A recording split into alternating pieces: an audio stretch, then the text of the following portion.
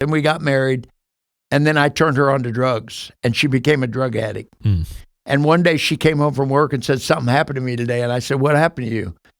And she said, a lady at work prayed with me today, and I asked Jesus into my heart. I'm a Christian now. And I said, so what?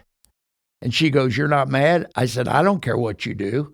She said, what should I do? I said, I don't know, read the Bible, I guess. And she started reading the Bible, and she fell in love with another man. His name was Jesus. Wow. And she started praying for me.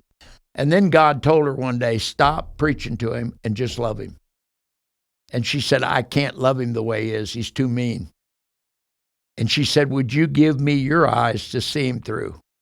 And somehow, supernaturally, God gave my wife his eyes to look at me through. And no matter what I did to that woman, she still loved me. I had a cocaine customer that bought he'd bought $20,000 worth of coke for me every week like clockwork, never failed. I mean, I just go over there and get money every week. I went over there one day and he goes, hey, Bill, your wife called yesterday. And I said, what'd my wife want? He said, she just said to tell you she loves you. Why don't you call that woman? I said, why don't you shut up? But I drove around the rest of the day. I couldn't get that off my mind. Yeah. And that love, the Bible says in 1 Corinthians 13:8, love never fails. Yeah. And that love drove me nuts. And I finally surrendered.